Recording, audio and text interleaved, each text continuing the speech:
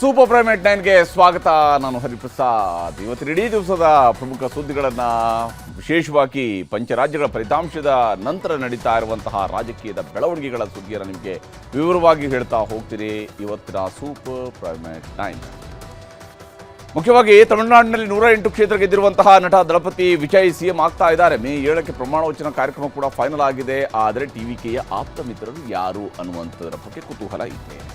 ಇನ್ನು ಬಂಗಾಳದಲ್ಲಿ ಟಿಎಂಸಿಗೆ ಇವಿಎಂಗಳೇ ಸೋಲಿಸಿದ್ದು ಅನ್ನುವಂತಹ ಕಾರಣವನ್ನು ನೀಡಲಾಗ್ತಾ ಇದೆ. ಬಿಜೆಪಿ ಮತ್ತು ಚುನಾವಣಾ ಆಯೋಗದ ಸೆಟ್ಟಿಂಗ್ ಅಂತಿದ್ದಾರೆ ಮಮತಾ. ಯಾವುದಕ್ಕೂ ತಲೆಕೆಡಿಸಿಕೊಳ್ಳದ ಬಿಜೆಪಿ ಸಿಎಂ ಆಯ್ಕೆಗೆ ಸಭೆಯನ್ನು ನಡೆಸ್ತಾ ಇದೆ.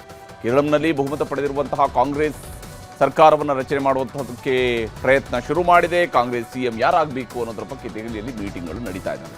ಅಸ್ಸಾಂನಲ್ಲಿ ಮಾತ್ರ ಯಾವ ತಲೆನೋವು ಕೂಡ ಈಗ ಉಳಿದಿಲ್ಲ.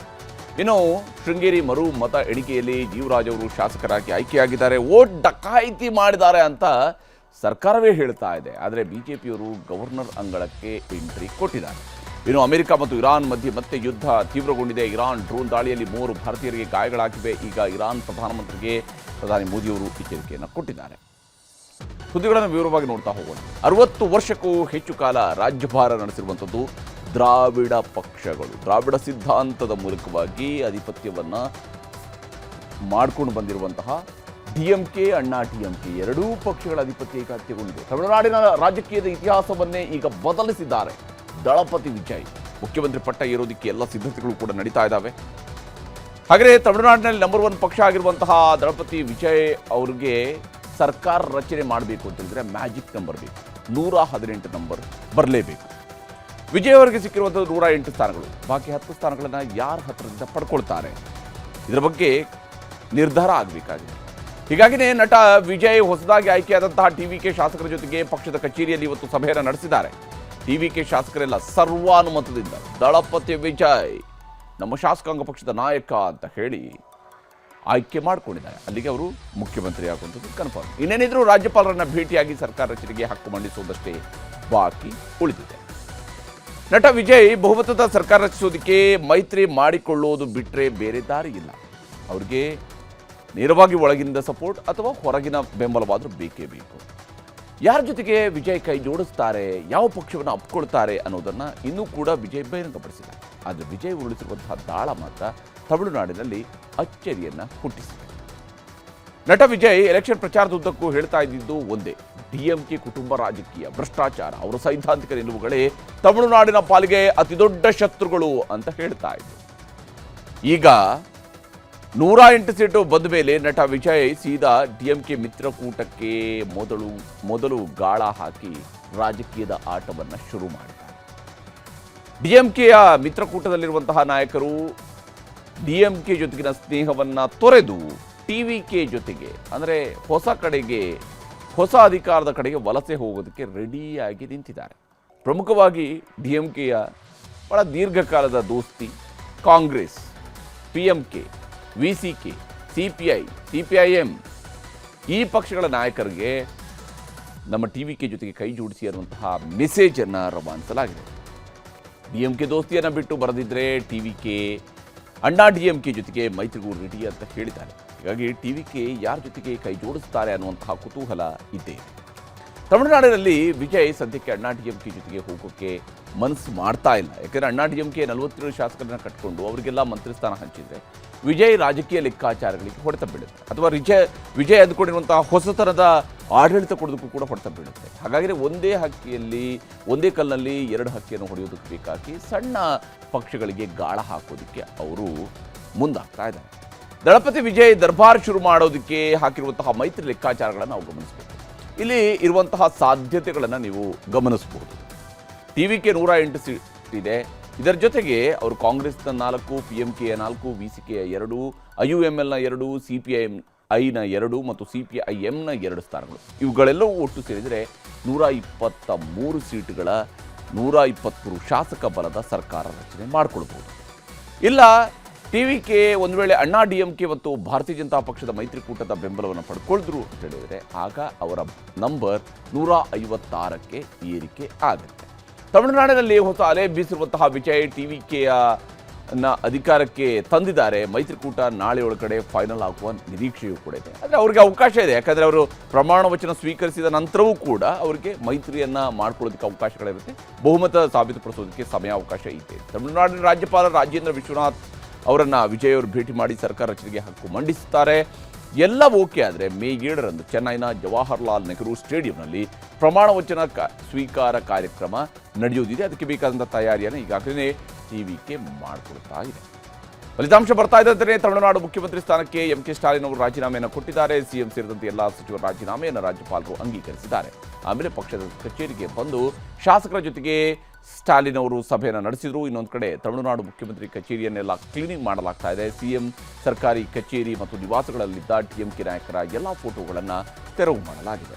ಕೆ ಸ್ಟಾಲಿನ್, ದಿವಂಗತ ಕರುಣಾನಿಧಿ ಸೇರಿದಂತೆ ದ್ರಾವಿಡ ನಾಯಕರ ಫೋಟೋಗಳನ್ನು ತೆಗೆದಿದ್ದಾರೆ. ಹಳೆಯ ಫೈಲ್ಗಳನ್ನೆಲ್ಲ ಕ್ಲೀನ್ ಮಾಡ್ತಾ ಇದ್ದಾರೆ. ಅಷ್ಟರ ಮಟ್ಟಿಗೆ ಈಗ ಅಲ್ಲಿ ಬದಲಾವಣೆಗಳು ಆಗಿದ್ದಾವೆ. ತಮಿಳುನಾಡಿನ ಮುಖ್ಯಮಂತ್ರಿ ಆಗಿರುವಂತಹ ವಿಜಯ್ ಒಟ್ಟು 2 ಕ್ಷೇತ್ರಗಳಲ್ಲಿ ಸ್ಪರ್ಧೆ ಮಾಡಿದರು. 2 ಕ್ಷೇತ್ರಗಳಲ್ಲೂ ವಿಜಯ್ ಗೆದ್ದಿದ್ದಾರೆ. ಈಗ ಒಂದಕ್ಕೆ ರಾಜೀನಾಮೆ ಕೊಡಬೇಕಾಗಿದೆ.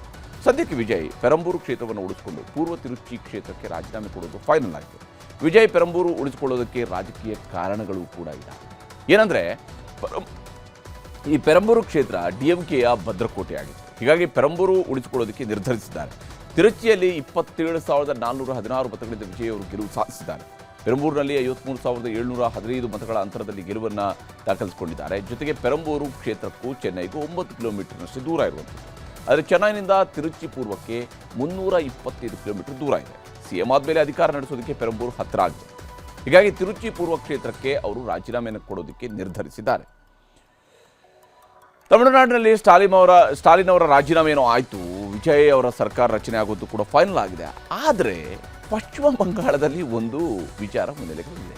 ಯಾಕೆಂದರೆ ಬಿಜೆಪಿ ಈಗಾಗಲೇ ಪೂರ್ಣ ಬಹುಮತದ ಸರ್ಕಾರ ರಚನೆ ಮಾಡೋದಕ್ಕೆ ಎಲ್ಲವೂ ಕೂಡ ರೆಡಿಯಾಗಿದೆ. ಪೂರ್ಣ ಬಹುಮತವನ್ನು ಬಂಗಾಳದ ಜನತೆ ಭಾರತೀಯ ಜನತಾ ಪಕ್ಷಕ್ಕೆ ಕೊಟ್ಟಿದ್ದಾರೆ. ಆದರೆ ಮಮತಾ ಬ್ಯಾನರ್ಜಿ ಮಾತ್ರ ಸಿಎಂ ಸ್ಥಾನಕ್ಕೆ ರಾಜೀನಾಮೆಯನ್ನೇ ಕೊಡೋದಿಲ್ವಂತೆ. ಪಶ್ಚಿಮ ಬಂಗಾಳದಲ್ಲಿ ಬಿಜೆಪಿ ಗೆಲ್ತಾ ಇದ್ದಂತೆ ಮಮತಾ ಬ್ಯಾನರ್ಜಿ ಅವರು ವೋಟ್ ಚೋರಿ ಆರೋಪವನ್ನು ಮಾಡಿದ್ದಾರೆ.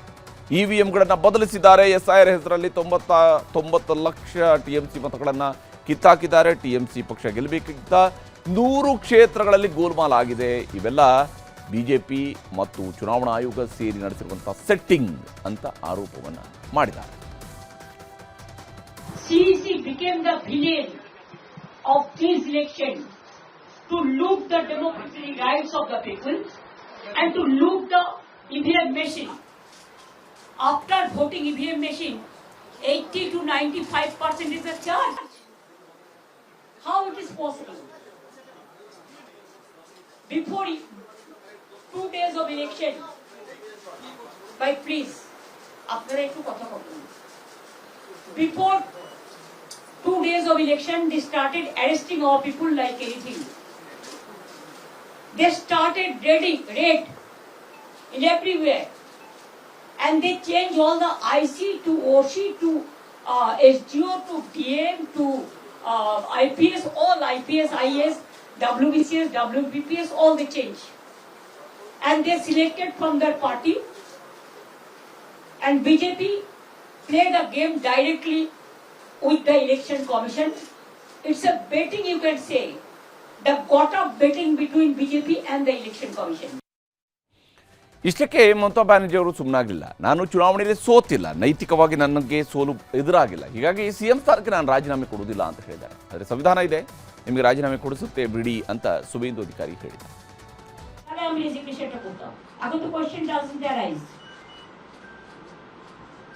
জোর করে দখল করে যদি কেউ মনে করে যে আমি কি রেজিগনেশন দিতে হবে, no, not that. Now also I want to say that we didn't lose the election. It is their forceful attempt to defeat us. Party प्रवक्ता बताएगा, कॉन्स्टिट्यूशन में सब लिखा हुआ है, ज्यादा बोलने की जरूरत नहीं. ಮಮತಾ ಬ್ಯಾನರ್ಜಿ ನೇರವಾಗಿ ಚುನಾವಣಾ ಆಯೋಗದ ಮುಖ್ಯಸ್ಥರನ್ನೇ ಟಾರ್ಗೆಟ್ ಮಾಡ್ತಾ ಇದ್ದಾರೆ. ಇನ್ನೊಂದು ಕಡೆ ಪ್ರತಿಪಕ್ಷದವರು ಇವಿಎಂಗಳನ್ನು ಬದಲಿಸಿ ವೋಟ್ ಚೋರಿ ಮಾಡಿದ್ದಾರೆ ಅಂತ ಜಿಜಿ ಮಾತನ್ನೇ ಪುನರುಚ್ಚರಿಸಿದರು. BJP is winning, nothing else. So we have to accept in totality. So BJP victory is the man of the match and the man of the series is Ganesh Kumar only. No, setback is definitely in Assam. We should have done better. Again, thanks to Ganesh Kumar. It's not just because we are lost and we are trying to say it is Ganesh Kumar. Bharatiya Janata party ने जिस तरह से जनतंत्र को hijack कर लिया है, हत्या कर दी है जनतंत्र की। कहीं पूरे देश में कोई पार्टी जीत के आ जाए, इनको कोई फर्क नहीं पड़ता। उसके बाद ईडी से, सीबीआई से, पैसे से एमएलए तोड़ लेते हैं, पार्टियां तोड़ लेते हैं, सरकारें गिरा देते हैं, जेल भेज देते हैं, हर किस्म की वोट काट देते हैं, वोट ऐड करा देते हैं। ನಿನ್ನೆ ಗೆದ್ದವರು ಇವತ್ತು ಸೋಲ್ತಾರೆ, ಇವತ್ತು ಗೆದ್ದವರು ನಾಳೆ ಸೋಲ್ತಾರೆ. ರಾಜಕೀಯದಲ್ಲಿ ಸೋಲು ಗೆಲುವಿನ ಮಧ್ಯೆ ಆರೋಪಗಳು ಸರ್ವೇ ಸಾಮಾನ್ಯ ಇರುವಂಥದ್ದು. ಸದ್ಯಕ್ಕೆ ಬಂಗಾಳದಲ್ಲಿ ಬಿಜೆಪಿ 207 ಕ್ಷೇತ್ರಗಳಲ್ಲಿ ಕಮಾಲ್ ಮಾಡಿದೆ. ಈಗೇನಿದ್ರು ಸರ್ಕಾರ ರಚಿಸಬೇಕು, ಆದರೆ ಬಂಗಾಳದ ಮುಖ್ಯಮಂತ್ರಿ ಯಾರಾಗ್ತಾರೆ ಅನ್ನೋದರ ಬಗ್ಗೆ ಕುತೂಹಲವನ್ನು ಭಾರತೀಯ ಜನತಾ ಪಕ್ಷ ಹಾಗೆ ಉಳಿಸ್ಕೊಂಡಿದೆ. ಯಾಕಂದರೆ ಪಶ್ಚಿಮ ಬಂಗಾಳದ ಮುಖ್ಯಮಂತ್ರಿ ರೇಸ್ನಲ್ಲಿ ಮೊದಲಿಗರು ಅಂತ ಹೇಳಿದರೆ 2 ಕ್ಷೇತ್ರಗಳಲ್ಲಿ ಗೆದ್ದು 2 ಬಾರಿ ಮಮತಾ ಬ್ಯಾನರ್ಜಿ ಅವರನ್ನು ನೇರವಾಗಿ ಎದುರುಗಡೆ ನಿಂತು ಸೋಲಿಸಿರುವಂತಹ ಸುವೇಂದು ಅಧಿಕಾರಿ ಮುಖ್ಯವಾಗಿರುವಂತಹ. ಹಾಗೆಯೇ ಬಂಗಾಳದ ಹಿರಿಯ ನಾಯಕ ದಿಲೀಪ್ ಘೋಷ್, ಬಿಜೆಪಿಯ ಬಂಗಾಳದ ರಾಜ್ಯಾಧ್ಯಕ್ಷ ಸಮೀಕ್ ಭಟ್ಟಾಚಾರ್ಯ ಅವರನ್ನು ಅಧ್ಯಕ್ಷ ಮಾಡಿರುವಂಥದ್ದು ಕೂಡ ಬಹಳ ನಿರ್ಣಾಯಕವಾಗಿತ್ತು ಈ ಗೆಲುವಿನ ವಿಚಾರದಲ್ಲಿ. ಹೀಗೆ ಹಲವರು ಸಿಎಂ ರೇಸ್ನಲ್ಲಿದ್ದಾರೆ. ಹೀಗಾಗಿ ಬಂಗಾಳದಲ್ಲಿ ಅಚ್ಚರಿಯ ಅಭ್ಯರ್ಥಿನ ಬಿಜೆಪಿ ಏನಾದರೂ ಮುಖ್ಯಮಂತ್ರಿಯಾಗಿ ಘೋಷಿಸುತ್ತಾ ಈ ಕುತೂಹಲ ಇದ್ದೇ ಇದೆ. ಯಾಕಂದರೆ ಅವರು ಬೇರೆ ರಾಜ್ಯಗಳಲ್ಲಿ ಇಂಥದ್ದನ್ನು ಮಾಡಿದ್ದಾರೆ. ಸದ್ಯಕ್ಕೆ ಸಿಎಂ ಅಭ್ಯರ್ಥಿ ಆಯ್ಕೆ ಮಾಡೋದಕ್ಕೆ ಬಿಜೆಪಿ ವೀಕ್ಷಕರು ಬಂಗಾಳಕ್ಕೆ ಎಂಟ್ರಿ ಕೊಟ್ಟಿದ್ದಾರೆ. ವೀಕ್ಷಕರಾಗಿ ಅಮಿತ್ ಶಾ, ಸಹ ವೀಕ್ಷಕರಾಗಿ ಮೋಹನ್ ಚರಣ್ ಮಾನ್ಸಿ ನೇಮಕ ಆಗಿದೆ. ನಾಳೆ ರಾಜನಾಥ್ ಸಿಂಗ್ ಅವರು ಕೂಡ ಬಂಗಾಳಕ್ಕೆ ತೆರಳಲಿದ್ದಾರೆ. ಬಿಜೆಪಿ ಶಾಸಕರ ಅಭಿಪ್ರಾಯವನ್ನು ಸಂಗ್ರಹಿಸಿ ಯಾರು ಮುಖ್ಯಮಂತ್ರಿ ಆಗಬೇಕು ಅನ್ನೋದ್ರ ಬಗ್ಗೆ ತೀರ್ಮಾನಿಸ್ತಾರೆ. ಎಲ್ಲವೂ ಓಕೆ ಆದರೆ ಮೇ 9ರಂದು ರವೀಂದ್ರನಾಥ್ ಟ್ಯಾಗೋರ್ ಅವರ ಜನ್ಮದಿನದಂದು ಪ್ರಮಾಣ ವಚನವನ್ನು ಬೋಧಿಸುವಂತಹ ಕಾರ್ಯಕ್ರಮ ನಡೆಯಲಿದೆ. ಏನೇ ಆದರೂ ಬಂಗಾಳದಲ್ಲಿ RSS ತಳಮಟ್ಟದಿಂದ ನಡೆಸಿದಂತಹ ಸಂಘಟನೆ, ಬಿಜೆಪಿಯವರು ನಡೆಸಿರುವಂತಹ ಹೋರಾಟ, ವಾಜಪೇಯಿ, ಶ್ಯಾಮ್ ಪ್ರಸಾದ್ ಮುಖರ್ಜಿ ಅವರ ಹೆಸರುಗಳು, ಬಂಗಾಳದಲ್ಲಿ ಬಿಜೆಪಿ ಸರ್ಕಾರವನ್ನು ಬದಲಿಸಬೇಕು ಅನ್ನುವಂತಹ ರೀತಿಯಲ್ಲಿ ಜನ ಬಯಸಿದಂತಹ ನಿರ್ಧಾರ, ಇವೆಲ್ಲವೂ ಕೂಡ ಬಿಜೆಪಿಯ ಕನಸನ್ನು ನನಸು ಮಾಡಿರುವಂಥದ್ದು. ಇತ್ತ ಕೇರಳಕ್ಕೆ ಬಂದರೆ, ಕೇರಳದಲ್ಲಿ 10 ವರ್ಷಗಳ ಬಳಿಕ ಕಾಂಗ್ರೆಸ್ ನೇತೃತ್ವದ UDF ಸರ್ಕಾರ ರಚನೆ ಮಾಡ್ತಾ ಇದೆ. ಅಲ್ಲೂ ಕೂಡ ಹೊಸೊಬ್ಬರು ಮುಖ್ಯಮಂತ್ರಿ ಆಗ್ತಾರೆ. ಈ ಬಾರಿ UDFನಲ್ಲಿ ಈ ಹಿಂದೆ ಇದ್ದಂತಹವರಲ್ಲ, ಈಗ ಒಬ್ಬರು ಮುಖ್ಯಮಂತ್ರಿ ಆಗ್ತಾರೆ. ಬಹುಮತ ಸಿಕ್ಕಿರೋದ್ರಿಂದ ಯಾವುದೇ ಸಮಸ್ಯೆ ಇಲ್ಲ. ಈಗ ಮುಖ್ಯಮಂತ್ರಿ ಆಯ್ಕೆಗೂ ಕೂಡ ಕಾಂಗ್ರೆಸ್ನ KC ವೇಣುಗೋಪಾಲ್ ದೆಹಲಿಯನ್ನು ತಲುಪಿದ್ದಾರೆ. ಅವರು ಅಫ್ಕೋರ್ಸ್ ದೆಹಲಿಯಲ್ಲಿ ಇರ್ತಾರೆ. ದೆಹಲಿಗೆ ಈಗ ಮತ್ತೆ ವಾಪಸ್ ಬಂದಿದ್ದಾರೆ. ಚುನಾವಣೆಯನ್ನು ಮುಗಿಸ್ಕೊಂಡು ಬಂದಿದ್ದಾರೆ, ಗೆಲುವಿನೊಂದಿಗೆ ಬಂದಿದ್ದಾರೆ. ಅವರೂ ಕೂಡ CM ಸ್ಥಾನದ ಆಕಾಂಕ್ಷಿ. ಇಲ್ಲಿ ಕೇರಳದಲ್ಲಿ ಮುಖ್ಯಮಂತ್ರಿ ರೇಸ್ನಲ್ಲಿರುವಂತಹ ವ್ಯಕ್ತಿಗಳನ್ನು ಗಮನಿಸಿದಾಗ ಸನ್ನಿ ಜೋಸೆಫ್ ಅವರು ಬಹಳ ಮುಖ್ಯವಾಗಿ ಗೋಚರಿಸುವಂಥದ್ದು. KPCC ಅಧ್ಯಕ್ಷರು, ಅಂದರೆ ಕೇರಳ ಕಾಂಗ್ರೆಸ್ ಪ್ರದೇಶ್ ಕಾಂಗ್ರೆಸ್ ಸಮಿತಿ ಅಧ್ಯಕ್ಷರು. ಹಾಗೆಯೇ VD ಸತೀಶನ್ ಅವರಿದ್ದಾರೆ, ಪ್ರತಿಪಕ್ಷದ ನಾಯಕ. ಸರ್ಕಾರದ ವಿರುದ್ಧ, LDF ಸರ್ಕಾರದ ವಿರುದ್ಧ ನಿರಂತರವಾಗಿ ಧ್ವನಿಯನ್ನು ಎತ್ತಿದಂಥವರು. ರಮೇಶ್ ಚೆನ್ನಿತಾಲ ಅವರಿದ್ದಾರೆ, ಹಿರಿಯ ನಾಯಕ, ಹಿರಿಯ ಶಾಸಕ, ಪ್ರತಿಪಕ್ಷ ನಾಯಕರಾಗಿ KPCC ಅಧ್ಯಕ್ಷರಾಗಿ ಕೆಲಸ ಮಾಡಿದಂಥವರು ರಮೇಶ್ ಚೆನ್ನಿತಾಲ್. ಹಾಗಾಗಿ ಅವರು ಕೂಡ ಇದ್ದಾರೆ. KC ವೇಣುಗೋಪಾಲ್ ಅವರು ಸ್ವತಃ ಇದ್ದಾರೆ, ಸಂಸದರು, ಕೇರಳದ ದೊಡ್ಡ ನಾಯಕ, ಹೈಕಮಾಂಡ್ ಮಟ್ಟದಲ್ಲಿರುವಂತಹ ನಾಯಕ. ಹೀಗಾಗಿ KC ವೇಣುಗೋಪಾಲ್ ಕೂಡ ಈ ರೇಸ್ನಲ್ಲಿ ಇದ್ದೇ ಇದ್ದಾರೆ. ಚುನಾವಣೆ ಆಯಿತು, ಫಲಿತಾಂಶ ಬಂತು. ಎಲ್ಲ ರಾಜ್ಯಗಳಲ್ಲೂ ಮುಖ್ಯಮಂತ್ರಿಗಳ ಆಯ್ಕೆ, ಪದಗ್ರಹಣ ಇವೆಲ್ಲದಕ್ಕೂ ಸಿದ್ಧತೆಗಳಾಗ್ತಿದ್ದಾವೆ. ಯಾವ ರಾಜ್ಯದಲ್ಲಿ ಯಾವ್ಯಾವ ಪಕ್ಷಕ್ಕೆ ಎಷ್ಟೆಷ್ಟು ಮತಗಳು ಬಿದ್ದಿದ್ದಾವೆ ಅನ್ನೋದು ಕೂಡ ಬಹಳ ಕುತೂಹಲಕಾರಿಯಾಗಿರ್ತಕ್ಕಂತಹ ಸಂಗತಿ. ಒಂದೊಂದಾಗಿ ನಿಮಗೆ ಹೇಳ್ತಾ ಹೋಗ್ತೀನಿ. ಪಶ್ಚಿಮ ಬಂಗಾಳದಲ್ಲಿ ಬಿಜೆಪಿ ಗೆದ್ದಿರುವಂತಹದ್ದು 207 ಸ್ಥಾನಗಳು. ಬಂಗಾಳದಲ್ಲಿ ಬಿಜೆಪಿಗೆ ಈ ಬಾರಿ ಬಂದಿರುವಂತಹ ಒಟ್ಟು ಮತಗಳು 2,24,24,804 ಮತಗಳು. ಶೇಕಡಾವಾರು 46.84 ಮತಗಳನ್ನು ಈ ಬಾರಿ ಬಿಜೆಪಿ ಗಳಿಸಿದೆ. TMC ಗೆದ್ದಿರುವಂತಹ ಮತಗಳ ವಿಚಾರಕ್ಕೆ ಬಂದಾಗ 2,60,13,377 ಮತಗಳನ್ನು ಅವರು ಪಡೆದಿದ್ದಾರೆ. 80 ಸ್ಥಾನ ಗೆದ್ದಿದ್ದಾರೆ.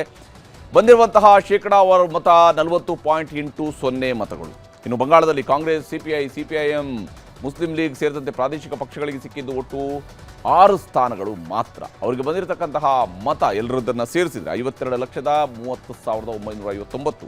ಶೇಕಡಾವಾರು ಮತಗಳು 11.58 ಮತಗಳನ್ನು ಇತರರು ಪಡ್ಕೊಂಡಿದ್ದಾರೆ ಬಂಗಾಳದಲ್ಲಿ. ಇದು ಬಹಳ ಗಮನಾರ್ಹವಾಗಿರುವಂಥ ಸಂಗತಿ. ಇನ್ನು ಬಂಗಾಳದಲ್ಲಿ ಈ ಸಲ ಅತಿ ಹೆಚ್ಚು ನೋಟಾ ಮತಗಳು ಚಲಾವಣೆ ಆಗ್ತವೆ. ಒಟ್ಟು 4,94,932 ನೋಟಾ ಮತಗಳು ಬಿದ್ದಿದ್ದಾವೆ.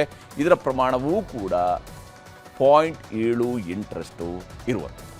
ಹಾಗೆಯೇ ತಮಿಳುನಾಡಿನ ಮತ ಲೆಕ್ಕವನ್ನು ನೋಡ್ತೀರಿ. ಇಲ್ಲಿನ 234 ಸೀಟ್ಗಳಲ್ಲಿ ತಮಿಳುನಾಡಿನಲ್ಲಿ ಟಿವಿಕೆ ಗೆದ್ದಿರುವಂತಹ ಕ್ಷೇತ್ರಗಳು 108, ಟಿವಿಕೆಗೆ ಮೊದಲ ಸಲ ಸಿಕ್ಕಿರುವಂತಹ ಮತಗಳು 1,72,26,209 ಮತಗಳು, ಅಂದರೆ 34.92% ಮತಗಳನ್ನು ಪಡೆದಿದ್ದಾರೆ.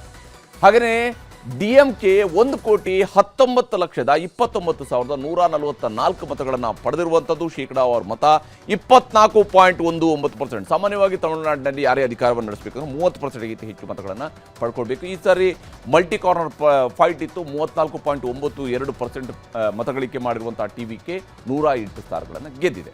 ಹಾಗೆಯೇ ತಮಿಳುನಾಡಿನ ಇನ್ನೊಂದು ದೊಡ್ಡ ಪಕ್ಷವಾಗಿರುವಂಥ ಅಣ್ಣಾ DMK, ಸದ್ಯ ಅಣ್ಣಾ DMK 47 ಸ್ಥಾನ ಸಿಕ್ಕಿದೆ.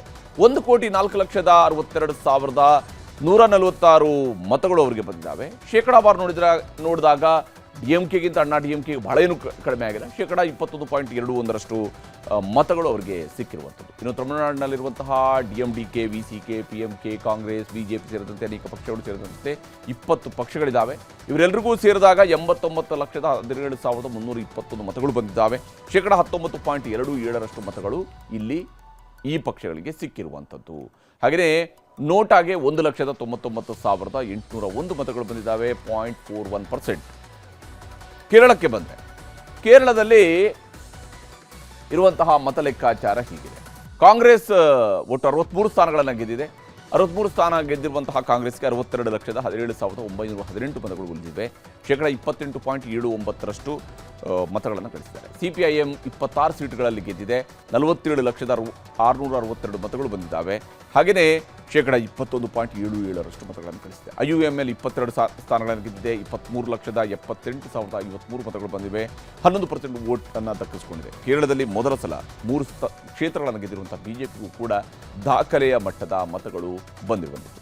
ಎಲೆಕ್ಷನ್ ಕಮಿಷನ್ ಲೆಕ್ಕದ ಪ್ರಕಾರ 24,66,178 ಮತಗಳು, ಅಂದರೆ BJPಗೆ ಗಳಿಸಿರುವಂತಹ ಮತಗಳಿಕೆ 11.42%. ಇತರೆ ಪಕ್ಷಗಳು 29 ಸ್ಥಾನಗಳಲ್ಲಿ ಗೆದ್ದಿದ್ರೆ 42,74,653 ಮತಗಳು, ಅಂದರೆ 26.44% ಮತಗಳನ್ನು ಗಳಿಸಿದ್ದಾವೆ. ನೋಟಾ ಮತಗಳು ಕೂಡ 1,23,067 ಇದ್ವು. 0.57% ಮತಗಳು ನೋಟಾದಲ್ಲಿ ಚಲಾವಣೆ ಆಗಿದೆ.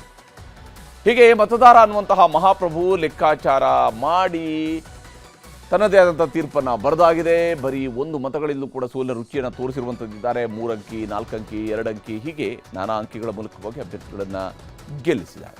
ಅಚ್ಚರಿಯ ಗೆಲುವು, ಅಚ್ಚರಿಯ ಸೋಲುಗಳು ಯಾವುವು ಅನ್ನುವಂಥದ್ದು ಕೂಡ ಇಂಟ್ರೆಸ್ಟಿಂಗ್ ಆಗಿ ನೋಡಬಹುದು. ಪಶ್ಚಿಮ ಬಂಗಾಳದಲ್ಲಿ BJP 189 ಅಭ್ಯರ್ಥಿಗಳು 10ರಿಂದ 93,000 ಅಂತರದಲ್ಲಿ ಗೆಲುವನ್ನು ದಾಖಲಿಸಿಕೊಂಡಿದ್ದಾರೆ. ಅದೇ ದೊಡ್ಡ ಅಂತರದಲ್ಲಿ ಗೆಲುವನ್ನು ದಾಖಲಿಸಿಕೊಂಡಂಥವ್ರೆ 189 ಅಭ್ಯರ್ಥಿಗಳು ಇದ್ದಾರೆ. ಇನ್ನು ಇಲ್ಲಿ BJP 5 ಅಭ್ಯರ್ಥಿಗಳು 3 ಅಂಕಿಯ ಅಂತರದಲ್ಲಿ, ಅಂದರೆ 100ರಿಂದ 1000 ಒಳಗಡೆ ಗೆದ್ದಂಥವರು 5 ಅಭ್ಯರ್ಥಿಗಳಿದ್ದಾರೆ. ಹಾಗೆಯೇ 4 ಅಂಕಿಯ ಅಂತರದಲ್ಲಿ ಗೆದ್ದಿರುವಂಥವರು 13 ಜನ ಅಭ್ಯರ್ಥಿಗಳು 1,000ದಿಂದ 10,000 ಒಳಗಡೆ ಗೆದ್ದಿದ್ದಾರೆ. ಹೀಗೆ TMC 13 ಅಭ್ಯರ್ಥಿಗಳು 4 ಅಂಕಿ ಅಂತರದಲ್ಲಿ ಗೆಲುವನ್ನು ದಾಖಲಿಸಿಕೊಂಡಿದ್ದಾರೆ. ಹಾಗೆಯೇ ಪಶ್ಚಿಮ ಬಂಗಾಳದ ವಿಚಾರಕ್ಕೆ ಬಂದರೆ TMC 67 ಅಭ್ಯರ್ಥಿಗಳು 10ರಿಂದ 75,000 ಅಂತರದಲ್ಲಿ ಗೆಲುವನ್ನು ದಾಖಲಿಸಿಕೊಂಡಿರುವುದು ಕೂಡ ಇದೆ. ಬಂಗಾಳದ 35 ಸಚಿವರ ಪೈಕಿ 22 ಸಚಿವರುಗಳಿಗೆ ಇನ್ಕ್ಲೂಡಿಂಗ್ ಚೀಫ್ ಮಿನಿಸ್ಟರ್ಗೆ ಸೋಲು ಎದುರಾಗಿದೆ. ಇನ್ನು ಅಚ್ಚರಿಯ ಗೆಲುವು ಸೋಲಿನ ವಿಚಾರಕ್ಕೆ ಬಂದಾಗ ತಮಿಳುನಾಡಿನಲ್ಲಿ ಬರೀ 1 ಮತದಿಂದ TVK ಅಭ್ಯರ್ಥಿ ಗೆಲುವನ್ನು ದಾಖಲಿಸಿಕೊಂಡಿರುವಂಥದ್ದು. ತಮಿಳುನಾಡಿನ ತಿರುಪತ್ತೂರು ಕ್ಷೇತ್ರದಲ್ಲಿ ಈ ಘಟನೆ ನಡೆದಿದೆ. TVKಯ ಶ್ರೀನಿವಾಸ್ ಸೇತುಪತಿಗೆ 83,375 ಮತ ಮತ್ತು DMKಯ ಪೆರಿಯಾಕುಪ್ಪನ್ಗೆ 83,374 ಮತ. ಕರ್ನಾಟಕದಲ್ಲಿ ಇದೇ ರೀತಿಯಂಥ ಒಂದು ಘಟನೆ ಕೊಳ್ಳೇಗಾಲದಲ್ಲಿ ಹಿಂದೆ ನಡೆದಿತ್ತು. ಅವತ್ತು 1 ಮತದ ಅಂತರದಲ್ಲಿ ಸೋಲನ್ನು ಕಂಡಂಥವರು AR ಕೃಷ್ಣಮೂರ್ತಿ. ಈಗ ಮತ ಎಣಿಕೆಯ ವಿಚಾರಕ್ಕೆ ಬಂದಾಗ TVKಯ 3 ಅಭ್ಯರ್ಥಿಗಳಿಗೆ 3 ಅಂಕಿ ಅಂತರದಿಂದ ಜಯಗಳು ಸಿಕ್ಕಿರುವಂಥದ್ದು. ಹಾಗೆಯೇ TVKಯ 104 ಜನ 1ರಿಂದ 97,000 ಮತಗಳಿಂದ ಗೆಲುವನ್ನು ದಾಖಲಿಸಿದ್ದಾರೆ. 1,000ದಿಂದ 97,000 ಮತ ಅಂತರದಲ್ಲಿ ಗೆಲುವನ್ನು ದಾಖಲಿಸಿಕೊಂಡಿದ್ದಾರೆ. DMKಯಲ್ಲಿ 10,000ಕ್ಕೂ ಹೆಚ್ಚು ಅಂತರದಲ್ಲಿ 18 ಕಡೆಯಲ್ಲಿ ಗೆಲುವು ದಾಖಲಿಸಿಕೊಂಡಿದ್ದರೆ ಉಳಿದ 49 ಅಭ್ಯರ್ಥಿಗಳು 100,000 ಲೆಕ್ಕದಲ್ಲಿ ವಿಜಯವನ್ನು ದಾಖಲಿಸಿಕೊಂಡಿರುವಂಥದ್ದು ಕೂಡ ನಡೆದಿದೆ. CM ಸ್ಟಾಲಿನ್ ಸೇರಿದಂತೆ 16 ಸಚಿವರು ಈ ಬಾರಿ ಪರಾಜಯವನ್ನು ಅನುಭವಿಸಿದ್ದಾರೆ. ದೇಶದಲ್ಲಿ ಪಂಚರಾಜ್ಯಗಳ ಫಲಿತಾಂಶದ ಸದ್ದು ಮಾಡ್ತಾ ಇದ್ದರೆ ಕರ್ನಾಟಕದಲ್ಲಿ 3 ವರ್ಷಗಳ ಹಿಂದೆ ನಡೆದಂತಹ ಚುನಾವಣೆ ಮತ್ತು 3 ದಿನಗಳ ಹಿಂದೆ ಮುಗಿದಂತಹ ಮರು ಮತ ಎಣಿಕೆ ದೊಡ್ಡ ಸಂಚಲನವನ್ನು ಸೃಷ್ಟಿಸ್ತಾ ಇದೆ. ಶೃಂಗೇರಿ ಕ್ಷೇತ್ರಕ್ಕೆ 2023ರಲ್ಲಿ ಚುನಾವಣೆ ಆಗಿತ್ತು. ಕಾಂಗ್ರೆಸ್ ಪಕ್ಷದ TD ರಾಜೇಗೌಡರು ಗೆದ್ದು 3 ವರ್ಷದಿಂದ ಶಾಸಕರಾಗಿದ್ದಾರೆ. ಆದರೆ ಬಿಜೆಪಿಯ ಪರಾಜಿತ ಅಭ್ಯರ್ಥಿ ಟಿ.ಎನ್. ಜೀವರಾಜ್ ಮರು ಮತ ಎಣಿಕೆಯಲ್ಲಿ ಶಾಸಕರಾಗಿ ಆಯ್ಕೆಯಾಗಿದ್ದಾರೆ. ಈಗ ಶೃಂಗೇರಿಯ ಬ್ಯಾಲೆಟ್ ಪೇಪರ್ಗಳ ಮೇಲೆಯೇ ಕಾಂಗ್ರೆಸ್ ಅನುಮಾನವನ್ನು ವ್ಯಕ್ತಪಡಿಸಿದೆ. ಬಿಜೆಪಿಯಿಂದ ವೋಟ್ ಡಕಾಯಿತಿ ಆಗಿದೆ ಅಂತ ಆರೋಪವನ್ನು ಮಾಡ್ತಾ ಇದ್ದಾರೆ. ಕಾಂಗ್ರೆಸ್ನ ಕಚೇರಿಯಲ್ಲಿ ಇವತ್ತು ನಡೆದಂತಹ ಸುದ್ದಿಗೋಷ್ಠಿಯಲ್ಲಿ ಬಿಜೆಪಿ ಸರ್ಕಾರದ ವಿರುದ್ಧ, ಅಂದರೆ ಹಿಂದಿನ ಸರ್ಕಾರದ ವಿರುದ್ಧ ಹರಿಹಾಯ್ದಿದ್ದಾರೆ. ಮರು ಎಣಿಕೆಯ ವೇಳೆ ಕಾಂಗ್ರೆಸ್ ಏಜೆಂಟ್ ಆಗಿದ್ದಂತಹ ಸುಧೀರ್ ಕುಮಾರ್ ಅವರು ಹಲವು ಲೋಪದೋಷಗಳನ್ನು ಎತ್ತಿ ಹಿಡಿದಿದ್ದಾರೆ. ಒಂದೇ ಮಂಡಲ್ನ ವೋಟರ್ಗಳನ್ನು ತಿದ್ದಿರುವಂಥದ್ದು, ತಿದ್ದಬಹುದಾದಂಥ ಇಂಕ್ ಬಳಕೆ ಮಾಡಿ ಅನೇಕ ಲೋಪಗಳನ್ನು ಎಸಗಲಾಗಿದೆ ಅಂತ ಹೇಳಿದ್ದಾರೆ. ಅಷ್ಟೇ ಅಲ್ಲದೆ ಈ ಜೀವರಾಜ್ ಅವರು ಟ್ಯಾಂಪರಿಂಗ್ ಮಾಡುವಂಥದ್ದೇ ಅವ್ರಿಗೊಂದು ಚಾಳಿ, ಅವರಿಗೆ ಈ ರೀತಿಯಾಗಿ ಫೋರ್ಜರಿ ಮಾಡುವಂಥದ್ದು ಒಂದು ಚಾಳಿ ಅಂತೇಳಿ ಶಾಸಕ ರಾಜೇಗೌಡ ಅವರು ಕೂಡ ದಾಖಲೆ ಸಮೇತವಾಗಿ ವಿವರಿಸಿದ್ದಾರೆ. ಇಂಕು ಎರಡನೇ ಮತ ಏನು ಬೇರೆ ಬೇರೆ ಅಭ್ಯರ್ಥಿಗಳಿಗೆ ಹಾಕಿ ಅದನ್ನು ಹಾಳು ಮಾಡಿದ್ದಾರೆ, ಆ ಎಲ್ಲ ಮತಗಳಿಗೆ ಬಳಸಿರ್ತಕ್ಕಂಥ ಇಂಕು ಬೇರೆ ಬೇರೆಯದ ಇಂಕ್ ಆಗಿತ್ತು. ಸುಮಾರು 2011ರಲ್ಲಿ ಎನ್ನಾರ್ಪುರದಲ್ಲಿ ಪಾಪ ಬಡವರು ಭೂ ದಾಖಲೆಗೆ ಅರ್ಜಿ ಹಾಕಿದರೆ ಇವರು ಅಧಿಕಾರಕ್ಕೆ ಬಂದಂಥ ಸಂದರ್ಭದಲ್ಲಿ ಅಲ್ಲಿದ್ದಂಥ ಹೆಸರನ್ನು ವೈಟ್ನರ್ ಮಾಡಿ ಇವರಿಗೆ ಬೇಕಾದಂಥ ಒಬ್ಬ ಹೆಸರನ್ನು ಹಾಕಿ ಭೂಮಿ ಕೊಟ್ಟಂಥ ದಾಖಲೆ ಇದೆ. ಇನ್ನೊಂದು ಕಡೆ ಶೃಂಗೇರಿಯಲ್ಲಿ ಆಗಿರುವಂಥದ್ದು ವೋಟ್ ಚೋರಿ ಅಲ್ಲ, ವೋಟ್ ಡಕಾಯಿತಿ ಅಂತ ಸ್ವತಃ ಮುಖ್ಯಮಂತ್ರಿ ಸಿದ್ದರಾಮಯ್ಯ ಅವರು ಹೇಳಿದ್ದಾರೆ. ಬ್ಯಾಲೆಟ್ ಮತಗಳನ್ನು ಎತ್ತಿದ್ದಿದ್ರೆ ಸುಮ್ಮನಿರಬೇಕಾ, ಕೇಸ್ ಹಾಕ್ತೀವಿ ಅಂತ ಉಪಮುಖ್ಯಮಂತ್ರಿ ಡಿ.ಕೆ. ಶಿವಕುಮಾರ್ ಅವರು ಹುಡುಕಿದ್ದಾರೆ. ಪ್ರತಿಪಕ್ಷ ನಾಯಕ ಆರ್. ಅಶೋಕ್ ಕಾಂಗ್ರೆಸ್ನವರ ಡಕಾಯಿತಿ ಆರೋಪಗಳಿಗೆ ತಿರುಗೇಟನ್ನು ಕೊಟ್ಟಿದ್ದಾರೆ. BJP has done criminal act of conspiracy and vote chori. It is nothing but vote ಡಕಾಯಿತಿ.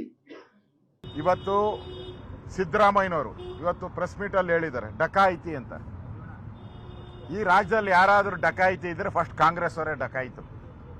ಲೂಟಿಕೋರ್ರು, ಬರೀ ಡಕಾಯಿತಿ ಅಲ್ಲ, ಅಲಿಬಾಬಾ ಮತ್ತು 40 ಕಳ್ಳರಿದ್ದಲ್ಲ, ಹಂಗೆ ನಿಮ್ದು ಎಂಟೈರ್ ಕ್ಯಾಬಿನೆಟ್ ಹಂಗೆ.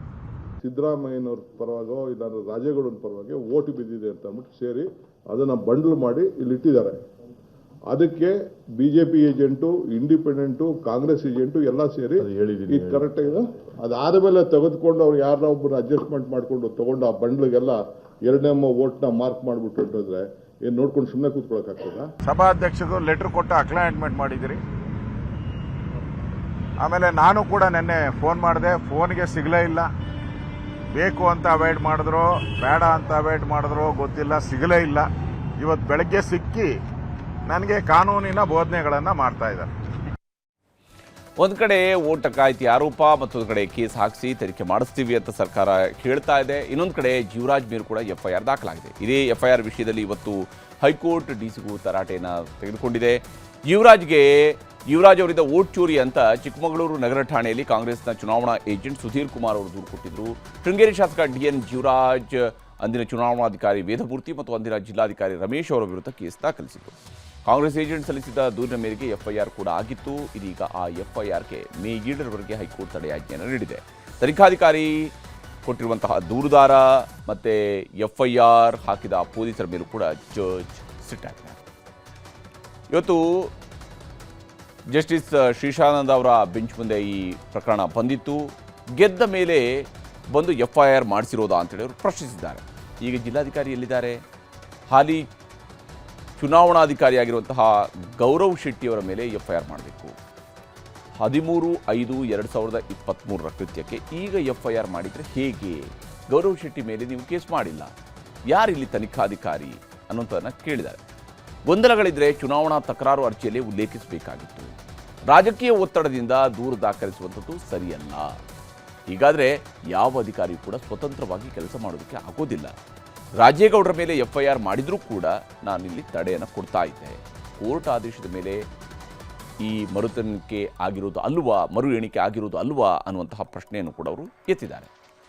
ಹೀಗೆ ಜಡ್ಜ್ ಅವರು ತರಾಟೆಗೆ ತೆಗೆದುಕೊಂಡ ಮೇಲೆ FIRಗೆ ಮೇ 7ರವರೆಗೆ ಮಧ್ಯಂತರ ತಡೆಯನ್ನು ನೀಡಿ ವಿಚಾರಣೆಯನ್ನು ಮೇ 7ಕ್ಕೆ ಮುಂದೂಡಿಕೆ ಮಾಡಿದ್ದಾರೆ. ಇನ್ನೊಂದು ಕಡೆ ಗವರ್ನರ್ ಅಂಗಳಕ್ಕೆ ಜೀವರಾಜ್ ಅವರ ಶಾಸಕತ್ವದ ವಿವಾದ ತಲುಪಿದೆ. ಶೃಂಗೇರಿ ಸಂಘರ್ಷದ ಬಗ್ಗೆ ಗವರ್ನರ್ ಮಧ್ಯಪ್ರವೇಶಕ್ಕೆ ಬಿಜೆಪಿ ನಾಯಕರು ಒತ್ತಾಯಿಸಿದ್ದಾರೆ. ಶೃಂಗೇರಿಯಿಂದ ಹೊಸದಾಗಿ ಶಾಸಕರಾಗಿ ಆಯ್ಕೆಯಾಗಿರುವ ಜೀವರಾಜ್ ಅವರಿಗೆ ಪ್ರಮಾಣ ವಚನ ಬೋಧಿಸೋದಕ್ಕೆ ಸ್ಪೀಕರ್ UT ಖಾದರ್ ಅವರು ನಿರಾಕರಿಸ್ತಾ ಇದ್ದಾರೆ. ಈ ವಿಚಾರದಲ್ಲಿ ನಿರ್ದೇಶನ ನೀಡಬೇಕು ಅಂತ ಹೇಳಿ ರಾಜ್ಯಪಾಲರಿಗೆ ಬಿಜೆಪಿ ನಿಯೋಗ ಮನವಿ ಮಾಡಿದೆ. ಈಗ ರಾಜ್ಯ ದೇಶ ವಿದೇಶಗಳ ಮತ್ತಷ್ಟು ಪ್ರಮುಖ ಸುದ್ದಿಗಳನ್ನು ಕ್ವಿಕ್ ಆಗಿ ನೋಡ್ತಾ ಹೋಗೋಣ.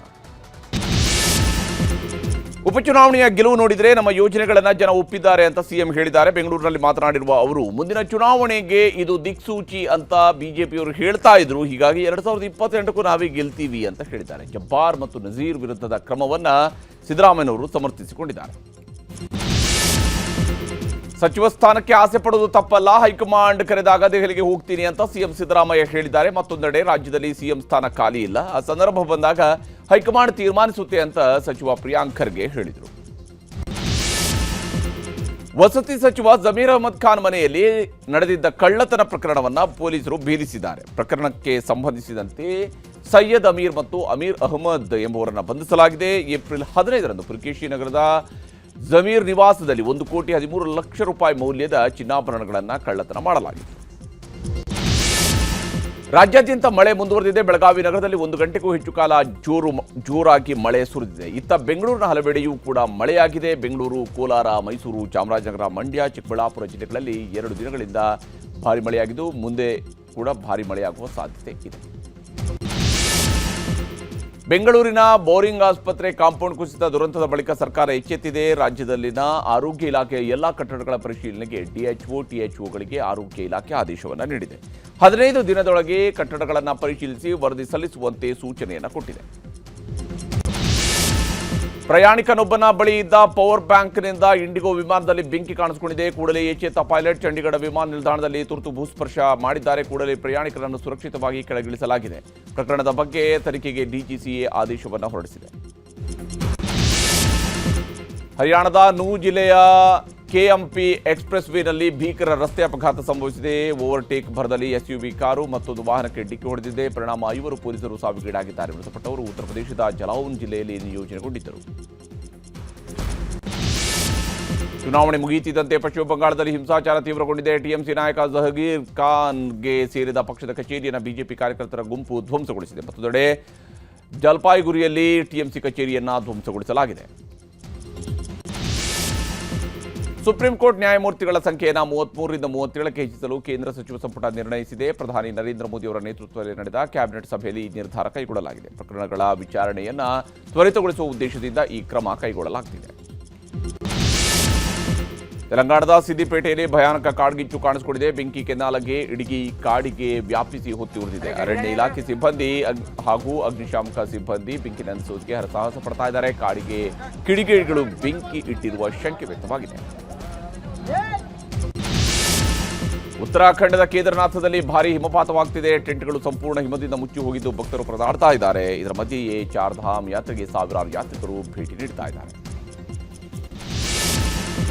ವಿಯೆಟ್ನಾಂ ಅಧ್ಯಕ್ಷ ಟೋ ಲ್ಯಾಮ್ ಭಾರತಕ್ಕೆ ಆಗಮಿಸಿದ್ದಾರೆ. ಪ್ರಧಾನಿ ನರೇಂದ್ರ ಮೋದಿ ಅವರ ಆಹ್ವಾನದ ಮೇರೆಗೆ ಟೋ ಲ್ಯಾಮ್ ಭಾರತಕ್ಕೆ ಆಗಮಿಸಿದ್ದಾರೆ. ನಾಳೆ ಪ್ರಧಾನಿ ಮೋದಿ ಅವರನ್ನು ಭೇಟಿಯಾಗಲಿದ್ದಾರೆ. ಇರಾನ್ ಮತ್ತು ಅಮೆರಿಕ ನಡುವೆ ಮತ್ತೆ ಸಂಘರ್ಷ ಭುಗಿಲೆದ್ದಿದೆ. ಯುಎಇಯ ಫ್ಯೂಜೈರಹ್ ಪೆಟ್ರೋಲಿಯಂ ಕೈಗಾರಿಕಾ ವಲಯದ ಮೇಲೆ ಇರಾನ್ ಕ್ಷಿಪಣಿ ಮತ್ತು ಡ್ರೋನ್ ದಾಳಿಯನ್ನು ನಡೆಸಿದೆ. ಏಪ್ರಿಲ್ 8ರ ಕದನ ವಿರಾಮದ ನಂತರ ನಡೆದಂತಹ ಮೊದಲ ದಾಳಿ ಇದಾಗಿದೆ. ಯುಎಇಯ ಫ್ಯೂಜೈರಹ್ ಪೆಟ್ರೋಲಿಯಂ ಘಟಕದ ಮೇಲಿನ ದಾಳಿಯಲ್ಲಿ 3 ಭಾರತೀಯರು ಗಾಯಗೊಂಡಿದ್ದಾರೆ. ಈ ಬಗ್ಗೆ ಭಾರತೀಯ ವಿದೇಶಾಂಗ ಇಲಾಖೆ ಖಂಡನೆ ವ್ಯಕ್ತಪಡಿಸಿದೆ. ಅಲ್ಲದೆ ಪ್ರಧಾನಿ ಮೋದಿ ಕೂಡ ಖಂಡಿಸಿದ್ದಾರೆ. ನಾಗರಿಕರನ್ನು ಗುರಿಯಾಗಿಸಿಕೊಂಡು ನಡೆಸುವ ದಾಳಿ ಇರಾನ್ನ ಕ್ರಮ ಸರಿಯಲ್ಲ ಅಂತ ಹೇಳಿದ್ದಾರೆ. ಹಾರ್ಮುಜ್ ಜಲಸಂಧಿಯಲ್ಲಿ ಉದ್ವಿಗ್ನತೆ ಮುಂದುವರೆದಿದೆ. 6 ಇರಾನಿನ ಸಣ್ಣ ದೋಣಿಗಳನ್ನು ಅಮೆರಿಕ ನೌಕಾಪಡೆ ಸೈನಿಕರು ನಾಶಪಡಿಸಿದ್ದಾರೆ. ಈ ಮೂಲಕ ಇರಾನ್ನ ಕ್ರೂಸ್ ಕ್ಷಿಪಣಿಗಳು ಮತ್ತು ಡ್ರೋನ್ಗಳನ್ನು ತಡೆದಿದೆ ಎಂದು ಯುಎಸ್ ಮಿಲಿಟರಿ ಹೇಳಿದೆ.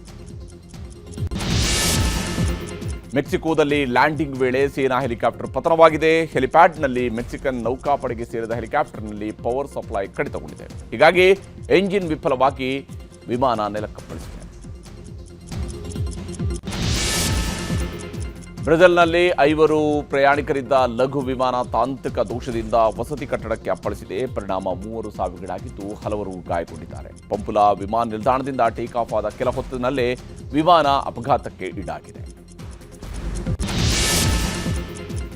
ಚೀನಾದ ಹುನಾನ್ ಪ್ರಾಂತ್ಯದಲ್ಲಿ ಪಟಾಕಿ ಕಾರ್ಖಾನೆಯಲ್ಲಿ ಸ್ಫೋಟ ಸಂಭವಿಸಿದೆ. ದುರಂತದಲ್ಲಿ 21 ಮಂದಿ ಸಾವಿಗೀಡಾಗಿದ್ದಾರೆ. 61 ಜನ ಗಾಯಗೊಂಡಿದ್ದಾರೆ.